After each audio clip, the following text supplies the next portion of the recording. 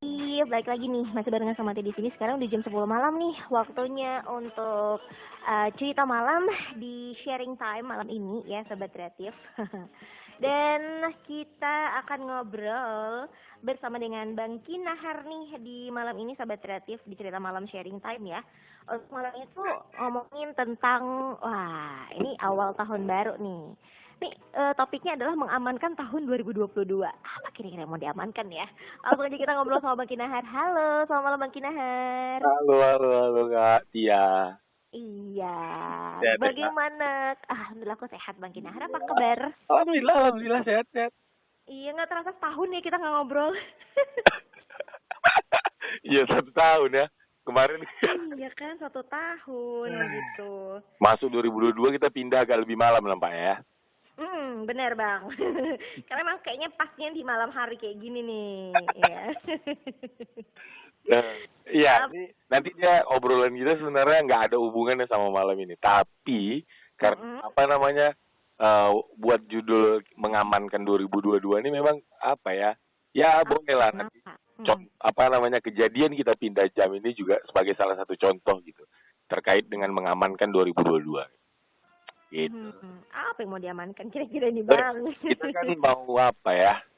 Banyak orang tuh kalau kita tanya dia tuh mau memperbanyak aset, dia kerja siang dan malam dan lain-lain dengan tujuannya memang dia mau ya aman hidupnya gitu.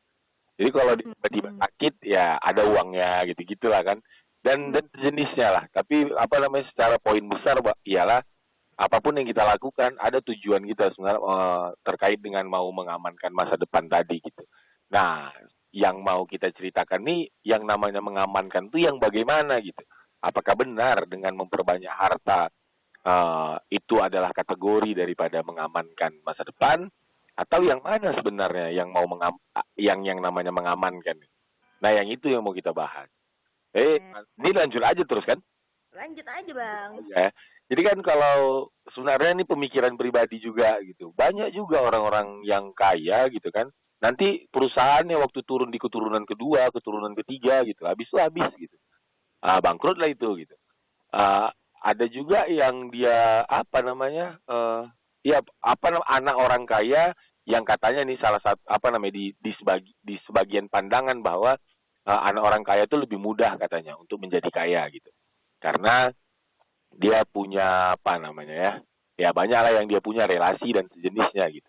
Tapi memang kalau dilihat anak orang kaya yang bisa jadi kaya itu bukan karena kayanya gitu. Bukan karena dia anak orang kaya, tapi orang-orang kaya biasanya punya banyak kenalan gitu kan. Nah, karena kenalan itulah yang membuat dia juga bisa jadi kaya gitu. Terus dalam kenalan tadi tuh banyak juga anak orang kaya yang juga setelah itu juga jadi tidak kaya lagi gitu. Ini kalau kita mau bahas bahwa apakah benar harta itu dapat mengamankan gitu. Nah, jadi maksudnya dari kejadian-kejadian itu yang kerunungkan bahwa bukan soal uang yang banyak atau harta yang banyak gitu. Jadi kita tuh dapat mempertahankan hidup kita ini di dunia ini itu lagi-lagi memang tergantung karakter lah, kalau dalam bahasa yang lain tuh ya karakter atau akhlak gitu kan. Pertemanan ini juga bisa menghasilkan itu juga kalau kita punya attitude yang bagus, akhlak yang bagus gitu. Malas juga kalau dia anak orang kaya tapi terus dia sombong dan segala macam gitu kan, mudah mencibir dan sejenisnya. Itu biasanya nggak lama tuh. Itu tuh anak-anak orang kaya yang sama dia lah kekayaan itu tahun terakhirnya gitu. Biasanya habis itu bankrupt gitu. Tapi kalau dia masih tetap low profile gitu kan, attitude-nya masih bagus gitu. Tidak kaya pun dia, tidak punya harta pun dia. Nah, itu nanti yang akan banyak juga orang yang mau memberikan hartanya kepada dirinya gitu. Jadi terkait dengan mengamankan 2022, bukan soal kita tuh berpikir kerjaan apa yang banyak menghasilkan uang. Aku rasa bukan itu goalnya gitu. Kalau mau mengamankan tahun 2022 ini atau di tahun-tahun berikutnya. Tapi lebih kepada yang lagi-lagi soal attitude ya. Nah, sudah sebaik apa aku, sudah seberapa menyenangkan aku, sudah seberapa apa namanya tuh banyak orang yang sudah seberapa bermanfaat aku dan seterusnya gitu.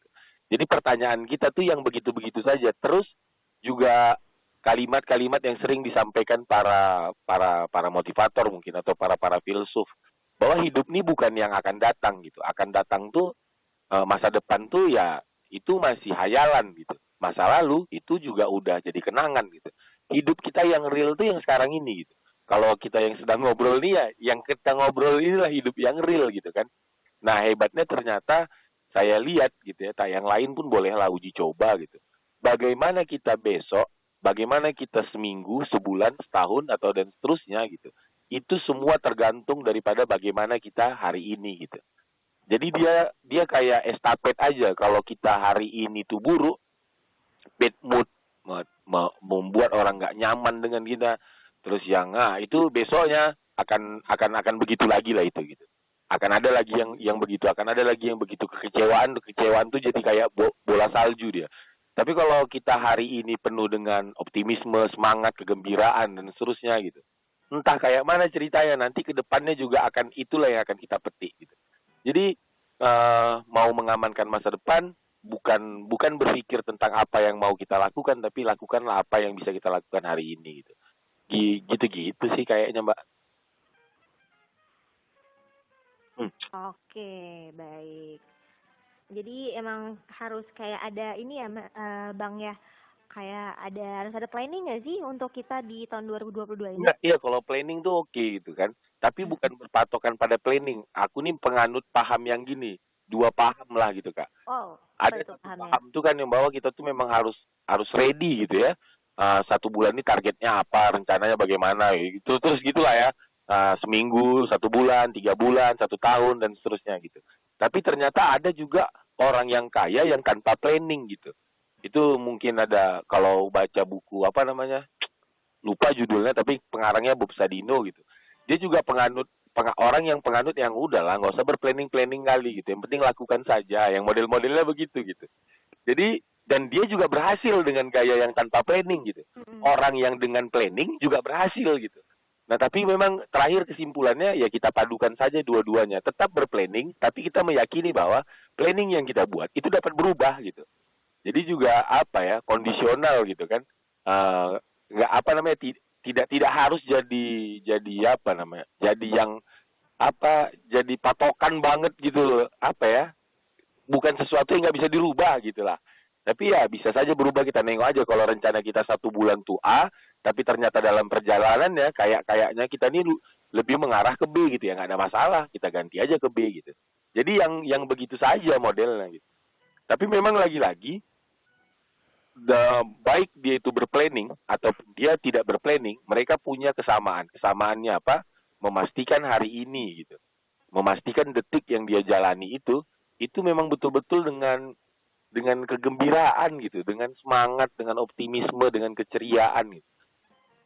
Jadi tidak ada bukan tidak ada kekhawatiran juga. Ya khawatir, tapi itu bukan jadi kendala untuk jadi down gitu, nggak gitu.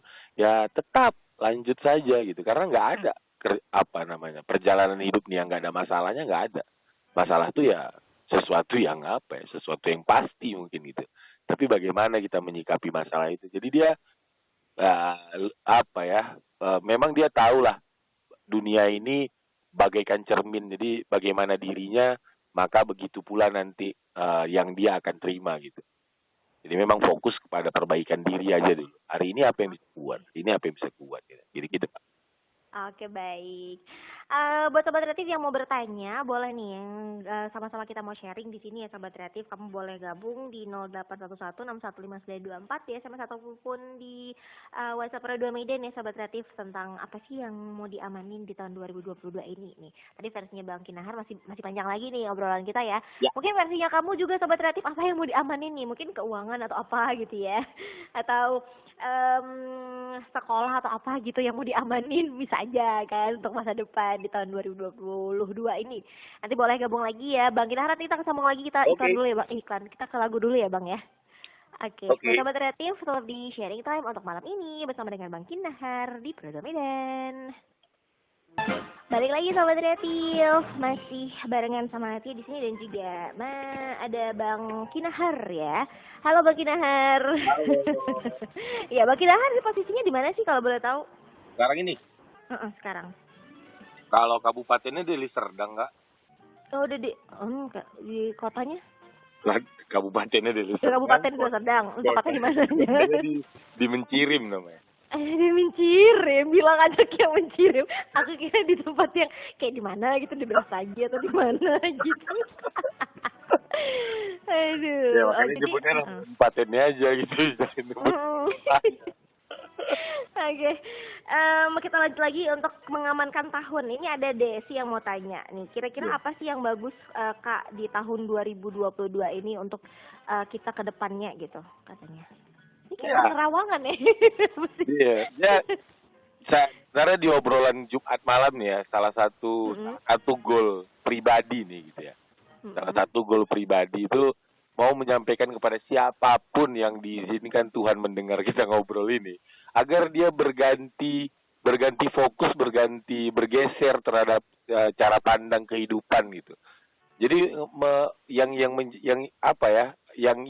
bagaimana caranya agar semua kita yang dengar ini punya orientasi goal kita itu memang jadi pribadi yang baik gitu. Baik ini yang mana gitu ya? Yang baik ini yang yang dia pemaaf, yang dia tuh optimis, semangat gitu. Yang dia tuh nggak suka sama waktu kosong gitu. Dia tuh nggak suka berleha-leha. Dia fokusnya tuh ke situ aja gitu. Jadi bukan ke soal nominal uang yang dia punya, nominal aset yang dia miliki, bukan soal itu, tapi soal kepribadiannya sudah semakin baik atau tidak. Jadi kalau ditanya 2022 ini apa gitu, pastikan kita tuh udah nggak marah lagi, pastikan kita tuh udah nggak terlambat lagi gitu, pastikan kita tuh yang bisa senyum bahkan sama orang yang nyakitin kita gitu.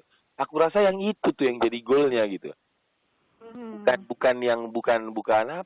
Bukan soal harta gitu. Karena logikanya berulang kali lah kita sampaikan bahwa harta tuh lagi-lagi adalah efek samping dari kebaikan gitu kan.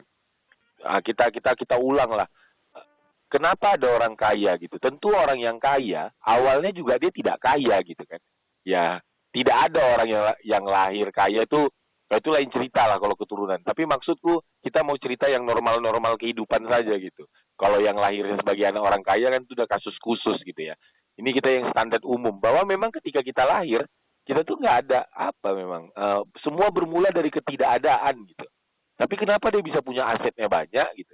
Dalam perjalanan dia banyak orang yang percaya sama dia gitu.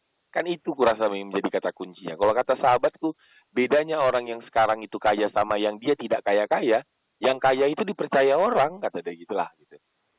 Jadi banyak orang yang punya uang di atas dia mempercayakan uang itu kepadanya gitu. Jadi kita lihatlah, banyaklah perusahaan, tapi tak usahlah kita sebut merek dalam kesempatan kali ini gitu. Yang banyak orang yang menginvest sama dia kan. Kenapa ada orang yang bisa invest sama dia gitu? Karena memang dia ini layak. Dia ini Ini dipercaya orang gitu. Nah, terus pertanyaannya dilanjutkan lagi gitu. Kenapa orang bisa percaya sama dia gitu? Jawabannya kan nggak lain nggak bukan karena attitude-nya, karena karakternya, karena akhlaknya gitu. Jadi karena dia pekerja keras, kita tahu dia pekerja keras, kita tahu dia orang yang kuat dengan tekanan, kita tahu dia orang yang mudah memaafkan, kita tahu dia orang yang tepat waktu, kita tahu dia orang yang optimis, dia yang nggak suka mubazir gitu-gitu kan. Nah karena dia begitu, jadinya kita yang punya uang itu pede gitu, nyerahkan uang kita ini sama dia gitu. Tapi kalau yang belum kaya-kaya itu kan biasanya cacat lah, kita pakai istilah gitu lah ya. Dia cacat di akhlak biasanya, cacat di attitude gitu. Datang terlambat, dikasih tahu ngeyel, melanggar peraturan saja, disuruh datang jam 7, datang jam 9 gitu. Pas ditegur ya dia ngeles gitu kan, malah menyalahkan orang lain gitu. Ini kita punya uang pun nggak mau itu kita serahkan sama dia. Tiba-tiba dia bilang gini, aku mau buka kedai kopi lah gitu kan. Orang yang cacat akhlak tadi itu, yang cacat attitude itu. Aku mau buka kedai kopi gitu, kok mau nggak invest gitu? Aku rasa nggak ada lah yang mau nginvest sama orang yang punya attitude begitu gitu. Tapi kalau dia dia yang tadi ya, kita balik lagi, dia yang optimis, dia yang seterusnya tadi itu gitu. Itu jangankan dia yang minta gitu. Kurasa kita yang akan nawarkan sama dia kalau kita punya uang yang lebih gitu. Kayak mana kenapa kok nggak buka ini aja? Kenapa kok nggak buka begini aja gitu? Udah dananya dari aku gitu. Nah jadi gitu-gitu. Jadi kalau pertanyaannya Desi tadi, apa yang menjadi target gitu? Pastikan diri kita tuh memang betul-betul punya akhlak yang sempurna gitu. walaupun kesempurnaan itu tak akan tercapai gitu. Tapi memang goal kita tuh ya tadi tuh ya, di attitude kita, di karakter kita tuh semakin lama semakin baik aja. Jadi yang mudah senyum, ditegur orang apa, jangan sampai orang negur kita duluan yang nyapa mereka, kita duluan yang negur mereka gitu. Jadi orang yang menyenangkan gitu. Atau kalau istilah apa ya, istilah guruku tuh di setiap kehadiran kita tuh ada kebaikan-kebaikan yang terwujud gitu. Jadi orang yang begitulah. Aku meyakini nanti dunia ini tuh akan memaksa kita untuk kita miliki gitu. Ayo milikilah aku. Tiba-tiba uang itu tuh yang ngomong gitu tuh kan. Udahlah, tolonglah, masukkan aku ke dalam dompetmu, masukkan aku ke rekeningmu gitu. Dipaksa-paksa uang kita gitu. Jadi kita bukan mau mencari dia, tapi dia yang akan mendatangi kita. Aku kurasa yang begitu tuh konsepnya gitu. Apa ya, konsep kehidupan ini yang kupahami itu yang begitu gitu. Jadi bukan yang fokus kepada mau apa nih, kayaknya bagus kita ke apanya nih, ke Rolex lah misalnya gitu, invest, jadi nanti ini kayaknya tahun 2002 akan naik, atau ke emas gitu. Nah itu nanti akan datang dengan sendirinya, tapi bukan itu yang menjadi utama. Itu nomor 13 lah gitu, nomor 14 gitu. Oke.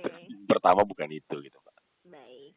Oke, ini ada Rio Bang mau nanya nih. Tips sukses dong Kak di tahun 2012. Tahun 2012. 2022 kok 2012 sih?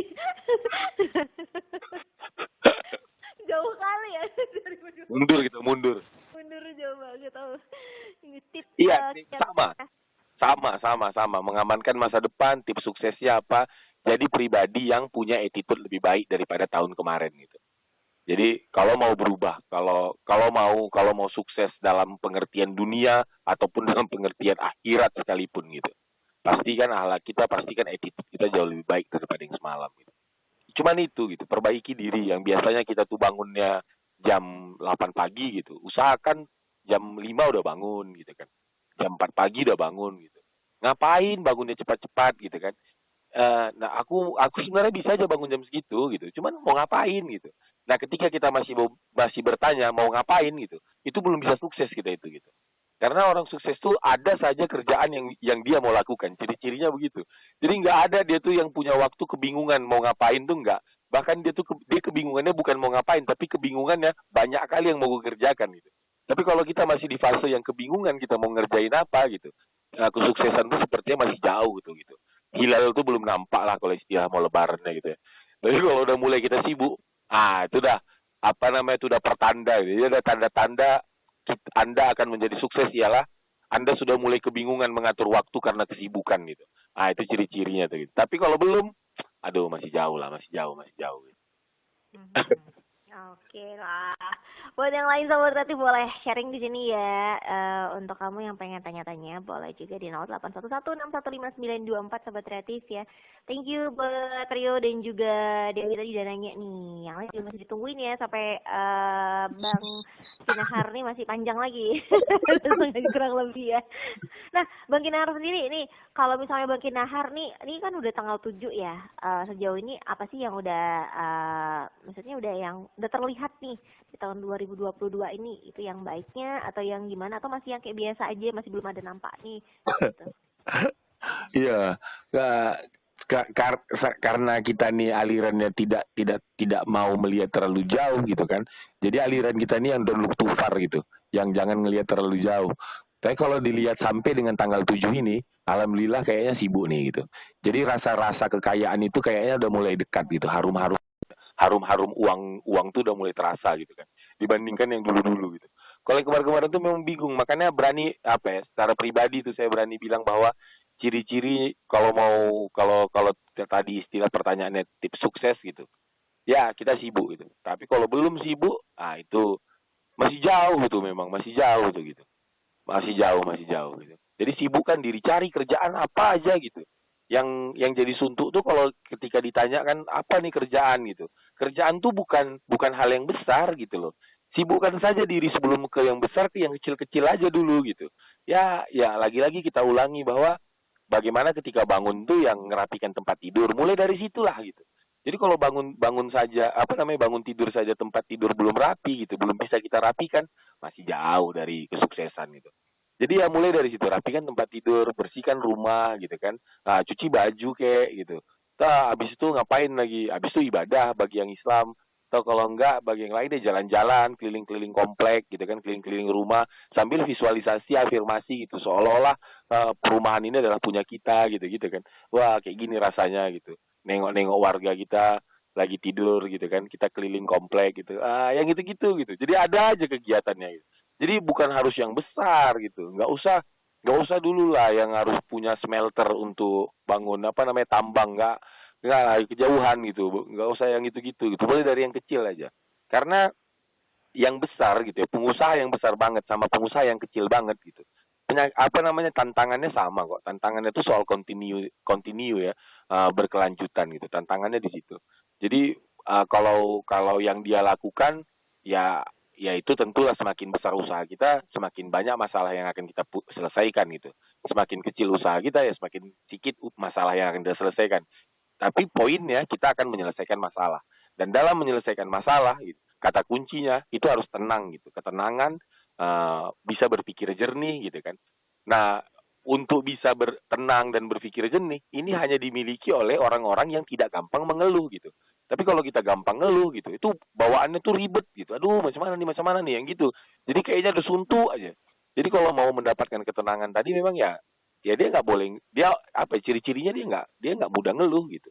Nah, nggak mudah ngeluh dia ada lagi caranya gitu. Nah itu udahlah, nggak usah malam ini lah kita ceritakan ya, nanti ikut kelas saja bilang gitu. Tapi memang poinnya tuh ya tadi tuh belajar untuk tidak ngeluh, tetap tenang gitu, karena poinnya sama. Yang mau poinnya sama-sama menyelesaikan masalah gitu. Hidup nih ya menyelesaikan masalah. Peluang itu apa? Peluang itu adalah masalah gitu. Jadi setiap ada peluang setiap ada masalah di situ ada peluang. Itu udah hukum tuh. Kalau ada orang nanya aku mau usaha apa, kau tengok aja gitu di sekelilingmu masalahnya apa gitu. Masalah mereka itu adalah peluang usaha bagimu gitu. Dan kemampuan untuk melihat itu lagi-lagi nih terpaksa diulang lagi, ya dia harus tenang gitu. Dan tenang ini adalah ciri-ciri orang yang yang tidak suka ngeluh lah, tidak suka ngeluh itu adalah attitude yang baik, itu adalah akhlak baik. Jadi goalnya lagi-lagi ujung-ujungnya soal karakter gitu.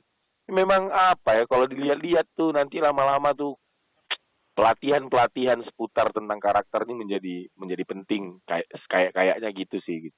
Karena memang itu awalnya gitu.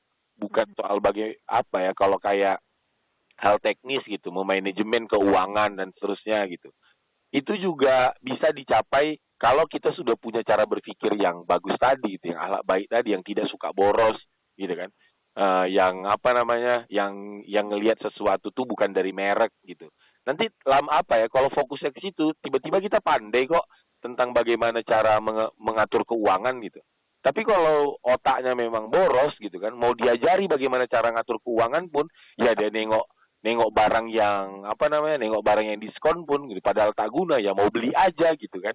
Jadi memang bukan hal teknisnya gitu, tapi lagi-lagi soal dari dalam dirinya itu, cara berpikirnya lah gitu, karena cara berpikir ini awal daripada karakter gitu kan.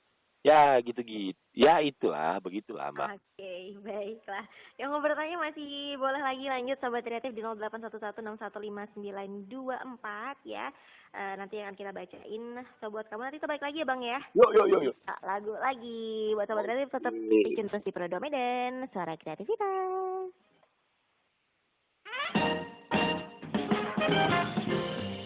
Yo, Sobat Kreatif balik lagi nih. Masih di sharing time cerita malam bersama dengan Bang Kinahar. Masih semangat Bang? Halo Bang Kinahar. Halo. Oke. Udah nggak cocok lagi nanya udah makan malam segini ya. Tapi mana tahu ya kan, Bang Kinahar belum makan. Udah. Udah makan lah ya. Ini Bang Kin, ada yang mau sharing nih dari Brian nih. Malam, saya Brian mau sharing sama Bang Kinahar nih. Tahun 2022 ini menurut Brian tahun bangkitnya rasa optimisme paling tinggi, khususnya untuk orang-orang yang punya mental ingin maju, mental optimis. Feel-nya tuh beda sih tahun ini. Nah, menurut Abang untuk menjaga mood optimis kita tuh biar nggak turun itu harus apa ya? Karena nggak semua orang punya mental yang tahan banting, yang powerful, yang mau dihajar sama keadaan gimana pun tetap oke. Itu aja sih Bang yang mau diseringkan. Gimana tuh Bang Kinahar dari Brian? Gua ganti kawan lah. Pilih kawan sharing gitu. Ya sepakat lah gitu ya, nggak ada orang yang tahan banting gitu. Tapi bukan berarti tak tahan ini menyerah gitu kan. Ya terkejut iya gitu. Ketika dibanting itu terkejut aja gitu kan. Terus pilihannya dia mau remuk dengan bantingan itu atau dia mau bangkit. Nah, kalau mau bangkit dari bantingan, pilih kawan tuh menjadi harga mati, pilih kawan tuh gitu. Jadi kalau nasihat guruku itu, Brian, ada ya kurang lebih ada 3 gitu ya. Pertama tuh ganti bacaan, ganti tontonan, itu yang satu paket lah. Terus ganti kawan gitu. Berteman dengan orang-orang yang dia memang punya semangat optimis yang sama gitu atau di atas kita gitu. Berteman dengan orang-orang yang bahagia, berteman dengan orang-orang yang sukses lah dalam pandangan kita gitu. Habis itu ya baca kitab suci masing-masing sesuai dengan agamanya, itu juga menjadi hal yang sangat penting gitu, karena bagaimanapun pemikiran Tuhan kita itu, agama apapun pemikiran Tuhannya itu kan dituangkan di kitab sucinya gitu. Jadi dan kita juga meyakini bersama bahwa Tuhan yang mengetahui bagaimana masa yang akan datang gitu. Nah, tentu beliau telah memberikan kisi-kisi bagaimana cara menghadapi masa depan itu dituangkannya di dalam kitab suci itu. Jadi menjadi sangat penting untuk merenungkan apa-apa yang ada di dalam kitab suci tadi gitu. Selain daripada memilih teman dan mengganti bacaan dan sejenisnya yang disampaikan tadi. Jadi itu sih kalau mau bertahan dengan optimisme itu gitu, ya itu saya rasa jalannya gitu. Oke, itu dia Bri ya. Semoga bermanfaat nih saran dari Bang Kinahar. Kadang saran kita nih ya, nggak ini kadang. Kalau sebagian maksudku, ya maksudnya saya pribadi gitu. Waktu nerima saran yang barusan saya sampaikan itu, di awal saya nerima saya juga nggak sepakat gitu. Apa gitu kan. Yang namanya mau bertahan dengan optimisme ini harus punya kerjaan. Dulu tuh bayangannya gitu. Tapi memang apa ya, seiring perjalanan waktu ternyata yang saya pikirkan di awal salah. Memang harus berteman dengan orang-orang yang bagus. Itu yang bikin kita tuh jadi bisa bertahan gitu. Kalau berteman sama yang pemalas gitu, kita malas kok. Tapi bertemanlah dengan orang-orang yang rajin ya. Terus pilih ini juga, apa namanya, idola gitu. Jangan sampai salah pilih idola gitu. Karena orang tuh mau ngikuti idolanya gitu kan. Nah, kenapa ada orang yang mau mengikuti idolanya? Sebenarnya orang tuh nggak ada patuhnya lah sama apapun tuh manusia tuh ya. Secara manusianya pribadi, itu tuh nggak ada patuhnya sama siapapun, dia nggak ada patuhnya gitu. Mereka tuh cuma patuh sama dirinya gitu. Sama dirinya yang mana? Sama keinginannya gitu. Jadi kita ini patuhnya sama keinginan kita gitu. Kita tuh patuhnya sama keegoan kita sebenarnya. Jadi bagaimana bagaimana pernyataannya, kita harus patuh dengan orang lain gitu. Kita patuh sama mereka, sebenarnya kita bukan patuh sama mereka, kita patuh sama diri kita kok gitu. Karena dia itu kita rasa dapat mewujudkan keinginan kita, maka kita patuhi dia gitu. Nah, hal ini paling gampang tuh biasanya ditemukan di siapa idolamu gitu. Karena kita rasa di idola kita tuh ada yang kita inginkan, ada yang kita inginkan itu ada sama dirinya, makanya dia kita idolakan gitu kan. Jadinya kita akan mengikuti apa yang dia lakukan, semuanya lah, cara bicaranya dan lain-lain gitu. Oleh sebab itu memilih idola yang tepat itu menjadi harga mati juga gitu. Nah, cari idola yang mana ya? Kalau mau yang kaya tuh yang kaya betul gitu, jangan yang kaya nanggung. Kaya betul nih yang dia udah apa? Ciri-ciri orang yang kaya betul tuh, dia ini udah melakukan kesukaannya gitu. Jadi dia udah gak kerja lagi dalam pengertian umum, udah enggak gitu. Tapi dia sudah melakukan aktivitas hobinya saja gitu. Itu kaya betul gitu. Jadi dia ngerjakan passionnya, hobi dia apa, kesukaan dia apa, itu yang dilakukannya. Tapi kalau ada orang kaya, yang dia masih kerja, itu belum kaya, itu masih kaya biasa aja. Jadi cari idola tuh, panutan tuh yang dia kaya banget lah gitu. Jadi yang dia lakukan udah untuk umat aja gitu, berpikirnya udah untuk orang aja gitu. Jadi bukan lagi berpikir tentang kerjaan. Kalau masih berpikir tentang kerjaan, paling keras duitnya masih TT-an tuh gitu kan. Kalau nggak 1T, 2T gitu. Nah cari yang udah unlimited gitu uangnya gitu. Itu biasanya berpikirnya udah nggak ada lagi soal kerjaan, dia berpikirnya udah untuk umat. Nah cari panutan tuh yang model-modelnya begitu gitu. Kalau di atasnya lagi, cari panutan tuh yang bukan hanya mengerjakan hobinya aja, tapi dia juga ya ada bau-bau keagamaannya lah gitu. Jadi imbang ya. Kalau ngejar dunia aja biasanya nggak dapat tuh, dapatnya sebagian. Tapi kalau ngejarnya akhirat biasanya dapat tuh dunia dan akhirat. Gitu sih, Pak. Oke, itu dia ya. Harus pilih role modelsnya juga ya Bang ya. Pilih. Pilih betul role model. Baiklah ya. Buat abang sendiri nih role modelnya siapa kalau boleh Ada tahu? aku sebut sebagai guruku itu. Itu role modelku tuh gitu. Jadi kalau seandainya ada dalam pernyataan ya guruku pernah bilang yang saya ngomongnya begitu kan. Iya. Gitu. Nah, dia tuh lah panutan. Guruku ini juga nyarankan hal yang itu. Jadi yang saya sampaikan ini apa-apa yang disampaikan guruku lah gitu kan, Kak. Jadi beliau pernah nanya gitu sama saya gitu. Menurut Uya, saya dipanggil Uya ya. Menurut Uya itu anak muda zaman sekarang tuh yang jadi panutannya siapa gitu. Saya sebutlah nama-nama artis kan. Saya sebut nama-nama olahragawan gitu. Iya, banyaknya yang begitu. Makanya nggak terlalu maju-maju gitu lah. Kurang lebih lah gitu. Kenapa nggak panutan kita itu karena saya Islam gitu kan. Beliau menyampaikan bahwa kenapa nggak panutannya ya Rasul gitu. Jadi bukankah Rasul itu adalah suri tauladan yang baik gitu kan?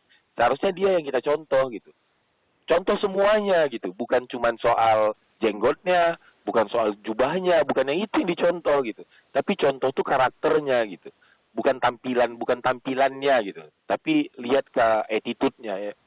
Jadi kalau terkait dengan role model pun yang akan kita contoh tuh itunya role model ya nanti lama-lama kita akan kalaupun memang kita nyaman dengan gaya pakaiannya atau gaya itunya, itu akan terikut dengan sendirinya. Tapi mulainya dari mana? Mulainya dari ikuti attitude-nya dulu, bukan ikuti tampilannya dulu gitu. Nah, yang gitu-gitu. Nah, attitude ini bisa tahu dari mana cara berpikirnya. Bagaimana bisa mengetahui cara berpikir misalnya kalau dunia yang kita kenal ini yang kayak Bill Gates ya dan sejenisnya lah orang-orang kaya yang pada umumnya mengetahui gitu. Kalau yang saya contohkan tadi itu Rasul gitu. Bagaimana cara mengetahui cara berpikir mereka gitu. Ya memang mau nggak mau membaca biografi mereka itu menjadi penting gitu. Membaca biografi orang-orang yang soleh lah. Membaca biografi orang-orang yang sukses. Itu juga menjadi penting. Agar cara berpikir mereka tuh tertular kepada kita gitu kan. Baca buku ini kan kalau dalam bahasa lain sebenarnya setiap hari itu kita tuh sedang dicuci otak kita oleh alam ini gitu. Alam ini pengertiannya apa? Ya tadi itulah dari buku bacaan, dari tontonan, dari obrolan. Jadi itu kerjaannya nyuci otak aja. Jadi pastikan otak kita tuh tercuci dengan sesuatu yang bagus gitu. Nah, ini balik lagi ke pangkal menjadi penting untuk membaca kitab suci agar kepala kita dicuci oleh Tuhan gitu kan. Jadi bukan sekedar dengan bacaan-bacaan itu, tapi memang kitab suci menjadi penting agar Tuhan langsung yang mencuci otak kita gitu. Gitu, Mbak. Oke Panjang ya. lah. Tapi sebelum terakhir gitu. Ini apa tadi dia? Ya, ini sekaligus closing statement nih Bang, karena udah menit-menit terakhir ya. Oke. Kesimpulannya Bang. Kayak gini lah, misalnya yang mengamankan masa depan nih gitu. Saya di awal di tahun 2021 tuh kan kalau terkait dengan RRI kita kan jam 8 gitu kan, Pak. Tapi ternyata waktu 2022 tuh dia jadi jam 10 gitu. Maksudku dunia tuh begitu gitu. Jadi kita rencanakan pun 2022 nih, itu nanti dalam perjalanan dia dapat berubah gitu. Dia dapat berubah tapi di luar kuasa kita gitu. Kita nggak berkuasa gitu. Saya tidak berkuasa untuk tetap membuat di jam 20 gitu. Tidak pindah ke jam 22, nggak punya kuasa. Dan dalam kehidupan ini sangat banyak faktor-faktor yang sejenis itu gitu. Itu sebabnya merencanakan itu perlu, tapi sewaktu-waktu kita meyakini dia dapat kita rubah. Dapat kita rubah gitu, nggak ada masalah lah kalau seandainya berubah tuh bukanlah sebuah kekalahan gitu, nggak ada masalah gitu. Nah habis itu berpikir yang baik saja gitu, ya nggak ya. Ini kan waktu saya posting tuh di status WhatsApp player kita yang mau malam ini tidak sedikit juga kawan-kawan yang komentarin, kok makin malam gitu kan. Aduh apa nih ya segala macam lah dengan berbagai macam prasangka dan asumsi mereka gitu. Tapi memang saya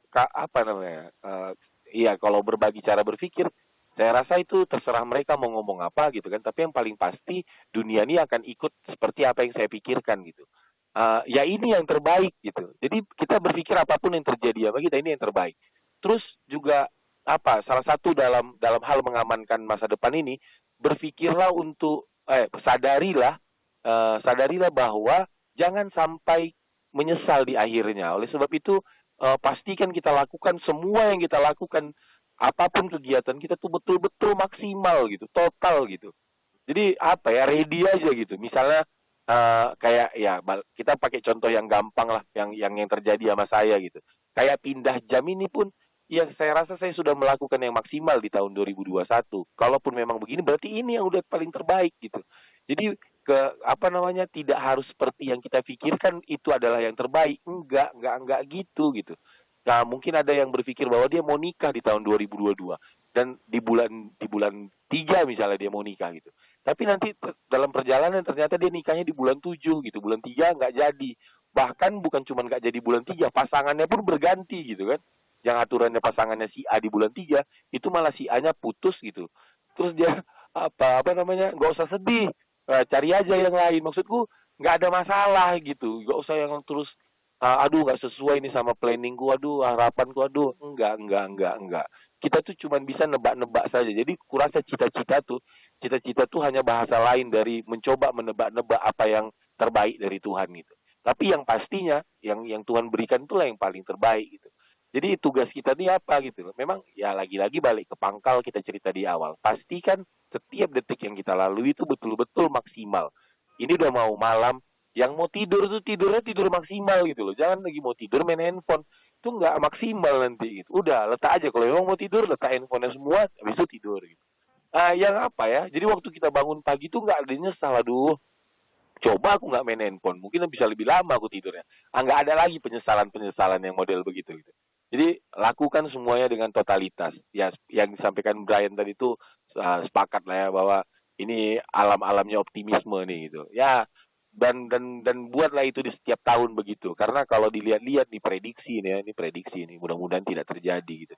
Nanti akan ada lagi di tahun 2022 ini satu goncangan yang agak lumayan gitu. Tapi itu pun bisa terlewati, pasti bisa terlewati itu. Karena ketika dia datang sama kita cobaan apapun, fenomena apapun, itu artinya kan memang Tuhan sudah yakin kita mampu melewatinya gitu. Jadi kalau Tuhan saja sudah seyakin itu dengan kita, kenapa kita yang malah berputus asa gitu? Kok kita yang berputus asa gitu, sedangkan Tuhan saja yakin. Oleh sebab itu ya ganti kawan, ganti bacaan, ya yang tadilah. Habis itu pilih memang role model yang betul-betul valid gitu kan. Nah, insya Allah tuh tahun 2022 ini akan mengikuti bagaimana perjalanan kita dari hari ke hari. Jadi ciptakan masa depan kita dimulai daripada hari-hari yang kita jalani. Lalui itu dengan kebahagiaan, optimisme, semangat gitu, Mbak. Oke deh, terima kasih Bang Kinahar untuk sharingnya malam ini. Iya, makasih banyak. Iya, sehat selalu ya Bang ya. Ya deh Kak, sama-sama. Oke, sampai bertemu di Jumat berikutnya. Oke, insya Allah. Selamat malam Bang, Assalamualaikum, bye.